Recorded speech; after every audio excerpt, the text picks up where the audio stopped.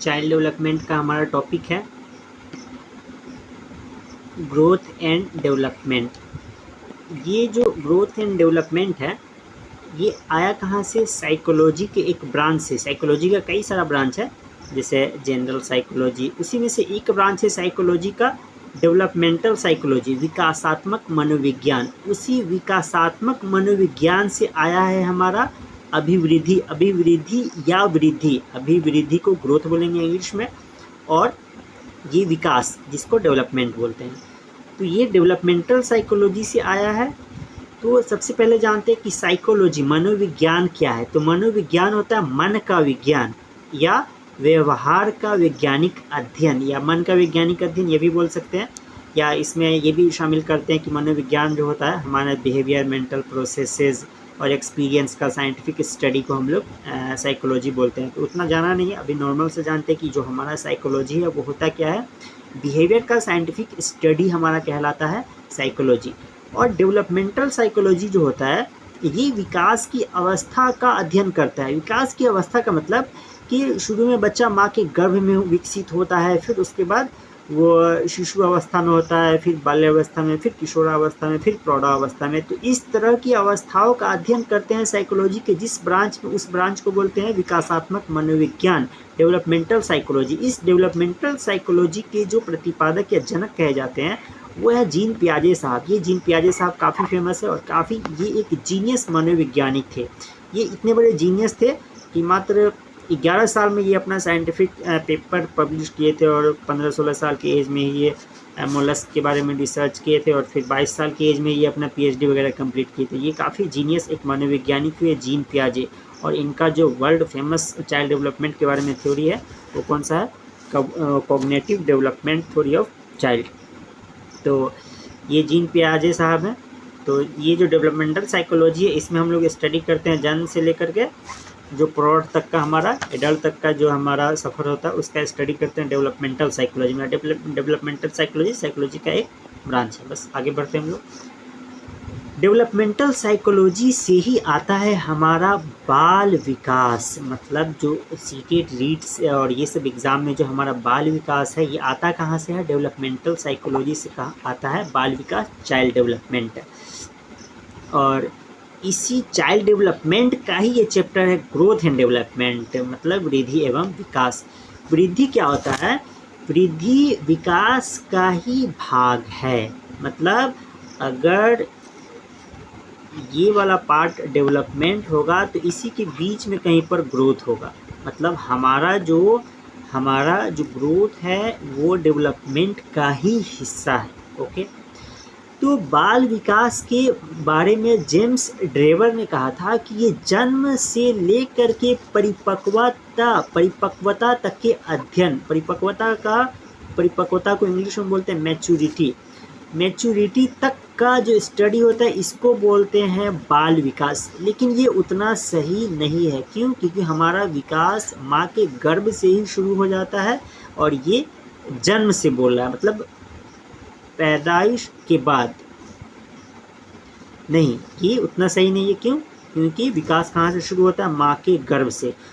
तो आगे एक और डिफिनेशन है क्रो एंड क्रो। ये क्रो एंड क्रो जो है ये 2 मरतबा क्रो क्यों है? 1 क्रो 2 क्रो। ये 1 क्रो थे वाइफ थी और 1 क्रो हस्बैंड। तो ये क्रो एंड क्रो दोनों मनोवैज्ञानिक साइकोलॉजी में डिफिनेशन के बारे में काफ़ी, ये दोनों का डिफिनेशन मशहूर होता है। क्रो एंड क्रो का मतलब एक वाइफ एक हस्बैंड, 2 मनोवैज्ञानिक थे।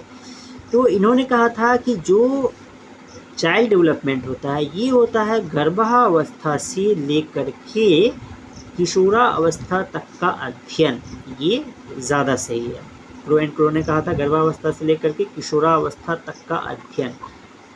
उसके बाद एक मनोवैज्ञानिक हुए कोमोनियस। ये 1628 और 30 के आसपास अपना एक बुक लिखे थे स्कूल ऑफ इन्फेंसी। और इन्होंने ही सबसे पहले कहा था कि बच्चे सीखते हैं कहाँ से? नेचर से। मतलब बच्चे को सीखने के लिए फ्री छोड़ देना चाहिए और बच्चे सीखेंगे किससे? नेचर से। तो सबसे पहले विश्व में यही मनोवैज्ञानिक थे जो ये सब बात अपने स्कूल ऑफ इन्फेंसी में अपने बुक में लिखे थे। फिर आगे एक मनोवैज्ञानिक हुए जॉन हेनरिक पेस्टोलॉजी। ये बाल विकास का सबसे पहले साइंटिफिक अध्ययन करने वाले यही थे, पेस्टोलॉजी साहब। ये अपने एक पुत्र 3.5 साल के पुत्र हंस जैकब पर चाइल्ड डेवलपमेंट के बारे में स्टडी करके कई सारी बात को बताए थे। फिर एक मनोवैज्ञानिक हुए डाइटरिच टाइडमैन। इन्होंने बच्चे के मानसिक और शारीरिक विकास का अध्ययन किया था। फिर उसके बाद मनोवैज्ञानिक हुए एक प्रेयर। इनका बुक था माइंड ऑफ चाइल्ड। इस बुक में इन्होंने बच्चे के मानसिक विकास का अध्ययन किया था। फिर एक काफ़ी मशहूर फिलोसफर जीन जैकब रूसो आए थे। ये काफ़ी बड़े दार्शनिक थे, फ्रेंच थे, और ये नेचुरलिज्म के जनक कहे जाते हैं और चाइल्ड सेंटर्ड एजुकेशन के भी जनक कहे जाते हैं। इनके बुक का नाम था एमाइल। उसके बाद एक मनोवैज्ञानिक हुए जी स्टैनली हॉल। ये जी स्टैनली हॉल साहब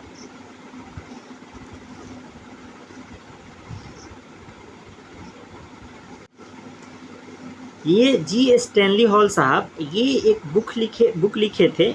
इस बुक का नाम ही था एडोलसेंस, किशोरावस्था। और इन्होंने ही जो डेवलपमेंट का स्टेजेस होता है, मतलब विकास का जो अवस्था होता है, उसमें एक अवस्था होता है एडोलसेंस। उस एडोलसेंस के बारे में इन्होंने काफ़ी एक फेमस बात कही थी कि एडोलसेंस का जो स्टेज होता है वो स्ट्रेस एंड स्टॉर्म का होता है, तनाव और तूफान की अवस्था होती है।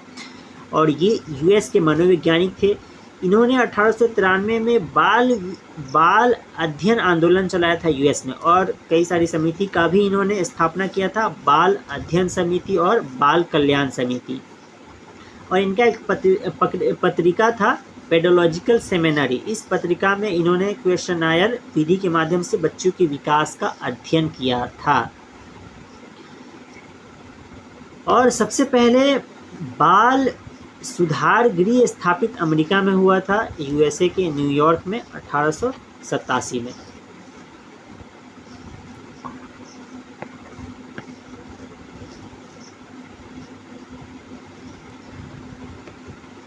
और पहला बाल निर्देशन केंद्र 1909 में शिकागो में विलियम हेली ने स्थापित किया था। और भारत में जो बाल विकास के बारे में काम करने वाले थे 2 लोग, गिजुभाई बधेखा और ताराबाई मोडक। इन दोनों ने अध्ययन किया था गुजरात में, सूरत में, बाल विकास पर। अब आते हैं ग्रोथ एंड डेवलपमेंट पर। तो सबसे पहली बात कि जो हमारा ग्रोथ है ये डेवलपमेंट का ही हिस्सा है। ग्रोथ हमारा डेवलपमेंट का ही हिस्सा है। और ग्रोथ क्या है? मात्रात्मक परिवर्तन। ग्रोथ क्या है? मात्रात्मक परिवर्तन। और ये मेजरेबल होता है, मतलब इसको नंबर्स में हम लोग मेज़र कर सकते हैं, जैसे हाइट का बढ़ना, उसके बाद वेट का बढ़ना। तो इन चीज़ों को हम बोलते हैं ग्रोथ। और ग्रोथ फिजिकल डेवलपमेंट को बताता है, मतलब शारीरिक परिवर्तन को, शारीरिक विकास के पक्ष को आप ग्रोथ बोलते हैं। तो शरीर या उसके अवयव में होने वाले मात्रात्मक परिवर्तन, जैसे हाइट का बढ़ना, वेट का बढ़ना, ये सब क्या होता है? ग्रोथ होता है। और ये डेवलपमेंट का ही हिस्सा है। डेवलपमेंट में कई सारा पक्ष शामिल होता है। जैसे ये जो डेवलपमेंट है, तो डेवलपमेंट हमारा कई सारे पक्ष से बना है, जैसे फिजिकल डेवलपमेंट, कॉग्निटिव डेवलपमेंट, उसके बाद सोशल डेवलपमेंट। तो कॉग्निटिव डेवलपमेंट में ही आता है हमारा लैंग्वेज डेवलपमेंट। और जो सोशल डेवलपमेंट है उसमें आता है हमारा मोरल डेवलपमेंट और इमोशनल डेवलपमेंट। तो ये सब डेवलपमेंट के पक्ष को, कई टाइप का जो डेवलपमेंट है, social development, cognitive development, physical development, इस तीनों का जो कॉमन होगा वो उसी से होगा हमारा होलिस्टिक डेवलपमेंट। ये फिजिकल डेवलपमेंट लेते हैं, सोशल डेवलपमेंट, और उसके बाद कॉग्निटिव डेवलपमेंट, और ये जो बीच में कॉमन होगा ये डिनोट करेगा हमारे होलिस्टिक डेवलपमेंट को, ओवरऑल डेवलपमेंट को, सर्वांगीण विकास को। तो विकास कई टाइप का होता है ये हम लोग जाने। और जो कॉग्निटिव डेवलपमेंट है ये लैंग्वेज डेवलपमेंट को ही डिनोट करता है। कॉग्निटिव डेवलपमेंट में लैंग्वेज डेवलपमेंट भी शामिल होता है। और कॉग्निटिव डेवलपमेंट में क्या आता है, जो हमारे दिमाग के अंदर फंक्शनिंग और प्रोसेसेस होता है, जैसे रीजनिंग की एबिलिटी, लैंग्वेज सीखने की एबिलिटी, ये सब होता है कॉग्निटिव डेवलपमेंट, संज्ञा विकास का संज्ञानात्मक पक्ष। तो विकास का शाब्दिक अर्थ परिवर्तन होता है, और ये शारीरिक और मानसिक स्तर पर होने वाले समग्र होलिस्टिक चेंजेस को हम लोग क्या बोलेंगे, विकास बोलेंगे, डेवलपमेंट बोलेंगे। एलिजाबेथ हरलॉक एक महोदया थी, साइकोलॉजिस्ट एलिजाबेथ हरलॉक, उन्होंने कहा था विकास के बारे में कि विकास के परिणाम स्वरूप व्यक्ति में नवीन योग्यता और नवीन विशेषताएं प्रकट होती है। मतलब न्यू एबिलिटीज़ और न्यू कैरेक्टरिस्टिक्स जो हमारे अंदर होता है उसे ही कहते हैं हम लोग डेवलपमेंट।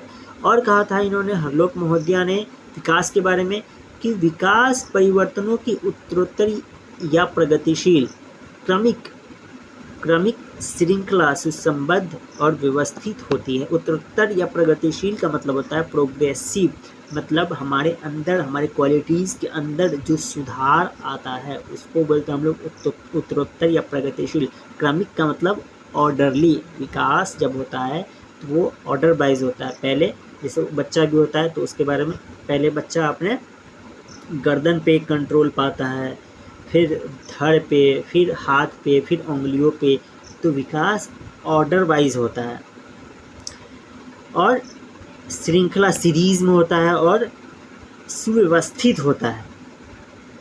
मतलब रैंडम चेंजेस को विकास नहीं बोलेंगे। कोई बीमारी हुआ और उस बीमारी की वजह से जो चेंजेज हुआ रैंडम, उसको विकास नहीं बोलेंगे। स्किनर साहब ने ये कहा था कि जो आकस्मिक परिवर्तन होता है हमारे अंदर उसको विकास में शामिल नहीं करते हैं हम लोग।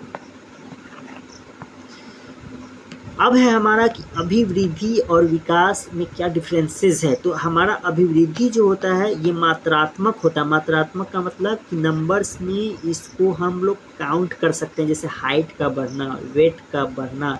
तो ये शारीरिक परिवर्तन तक ही सीमित रहता है, और ये हमेशा कैसा होता है, धनात्मक परिवर्तन होता है, और ये निश्चित समय तक होता है, एक मैच्योरेशन तक होता है, और ये दिखता है। मतलब ये बाह्य पक्ष होता है विकास का। अभिवृद्धि जो है ये बाह्य पक्ष होता है विकास का ही। और ये जो विकास होता है हमारा गुणात्मक और मात्रात्मक दोनों होता है, लेकिन विकास मूल रूप से गुणात्मक ही होता है। और मात्रात्मक क्यों होता है, क्योंकि विकास के अंदर हमारा शामिल होता है ग्रोथ भी, इसीलिए मात्रात्मक भी होता है, लेकिन मूल रूप से विकास हमारा गुणात्मक ही होता है। जैसे कोई लड़का है, मैथ्स वो उसका अभी उतना अच्छा नहीं, लेकिन वो प्रैक्टिस करके अपने गणित के गुणों में इजाफा करता है, वृद्धि करता है, तो उसके क्वालिटीज़ में, गुण में चेंजेस आएगा, उसके गुण में वृद्धि होगी, तो हम बोलेंगे उस बच्चे का विकास हुआ। और ये हमेशा इसको एक्सपीरियंस कर सकते हैं, ये आंतरिक रूप से होता है, मतलब इसको देखा नहीं जा सकता है। ग्रोथ और वृद्धि को आप देख सकते हैं, ग्रोथ को देख सकते हैं, लेकिन डेवलपमेंट को देखा नहीं जा सकता, इसको सिर्फ अनुभव किया जा सकता है। और जो है ये प्रत्यक्ष रूप से होता है, ग्रोथ हमारा इसको देख सकते हैं, ये बाह्य होता है, और ये हमारा आंतरिक होता है। और जो ग्रोथ होता है ये मैच्योरेशन तक, किशोरावस्था तक ही होता है, लेकिन हमारा जो डेवलपमेंट होता है ये माँ के गर्भ से लेकर के कब्र तक होता ही रहता है। तो जो ग्रोथ होता है ये सिर्फ शारीरिक परिवर्तन होता है, लेकिन विकास सभी प्रकार के परिवर्तन को कहते हैं। जैसे सामाजिक परिवर्तन भी होगा हमारे अंदर, मानसिक परिवर्तन भी होगा, और शारीरिक परिवर्तन भी होगा। देखिए सबसे मेन बात ध्यान रखना है कि ग्रोथ क्या डेवलपमेंट का ही हिस्सा है। तो जो जो चीज़ ग्रोथ में शामिल होगा वो डेवलपमेंट में भी शामिल होगा। और जो ग्रोथ होता है वो इंटीग्रेटेड नहीं होता है, मतलब एक पक्ष ग्रोथ का बढ़ता है तो सिर्फ एक ही पक्ष बढ़ता है, दूसरे को वो इन्फ्लुएंस नहीं करता है। जैसे हाइट बढ़ रहा है तो हाइट ही बढ़ेगा, और हाइट वो हमारे इसको समझ को नहीं करेगा, हमारे मानसिक स्थिति को वो इन्फ्लुएंस नहीं करेगा। लेकिन जो हमारा डेवलपमेंट होता है वो इंटीग्रेटेड होता है, मतलब डेवलपमेंट का एक पक्ष बढ़ता है तो बाकी पक्षों पर भी असर डालता है, बाकी पक्षों को भी वो बढ़ाता है साथ में। जैसे फॉर एग्ज़ाम्पल अगर कोई बाइक से जा रहा है और सामने कोई आ गया तो वो जैसे ब्रेक मारेगा तो ब्रेक हाथ से मारा, फिर उसका ब्रेन भी वहाँ पर कंट्रोल करेगा एस्केलेटर को। तो इस तरह से कई सारा पक्ष विकास में एक साथ काम करता है। जो हमारा ग्रोथ होता है ये मापन संभव है इसका, लेकिन हमारा जो डेवलपमेंट है इसको हम असेसमेंट कर सकते हैं या एवोल्यूशन कर सकते हैं, आकलन कर सकते हैं या इसका मूल्यांकन कर सकते हैं। और जो हमारा ग्रोथ होता है ये स्ट्रक्चरल चेंजेस को बताता है, मतलब हमारे संरचनात्मक परिवर्तन को बताता है, हमारी संरचना में चेंज होता है जैसे हाइट का बढ़ना। और लेकिन हमारा जो डेवलपमेंट होता है ये हमारे फंक्शनल चेंजेस को भी बताता है, मतलब अभी आप कम एबल है, फिर ट्रेनिंग करके प्रैक्टिस करके ज़्यादा एबिलिटी को बढ़ा सकते हैं, आप अपने फंक्शन को बढ़ा सकते हैं। इसको बोलते हैं कार्यात्मक चेंजेस, हमारे कुशलता में, योग्यता में इजाफा, इसको क्या बोलेंगे हम लोग, विकास, डेवलपमेंट। हमारा जो ग्रोथ होता है लीनियर होता है, मतलब एक ही पक्ष में बढ़ता है, लेकिन हमारा जो डेवलपमेंट होता है ये स्पाइरल होता है। स्पाइरल होने का मतलब कि हमारा डेवलपमेंट अपने आप को कुछ हद तक पीछे आकर के उसमें सुधार की ज़रूरत होती है तो उसको सुधार भी सकते हैं। जैसे फॉर एग्ज़ाम्पल कोई बच्चा है तो उसका दूध का दांत है, वो दूध का दांत टूट जाता है और फिर नया दांत आता है, मजबूत वाला दांत। तो जो टूटा तो थोड़ा सा डेवलपमेंट पीछे गया और फिर नया दांत आया, मतलब फिर से अच्छे से नए दांत का विकास हुआ, अच्छा विकास हुआ, विकास डेवलपमेंट अपने आप को मॉडिफाई कर लिया फिर नया दांत दे करके, और फिर उस बच्चे का ओवरऑल डेवलपमेंट हुआ। तो विकास पहले तो आगे गया, दांत निकला, फिर वो दांत टूटा, पीछे आया, फिर अपने आप को मजबूत किया और फिर आगे बढ़ गया। तो इसीलिए बोलते हैं कि हमारा डेवलपमेंट का प्रोसेस जो है, डेवलपमेंट क्या है, एक तरह का प्रोसेस है। ये कैसा है, स्पाइरल है, वर्तुलाकार है।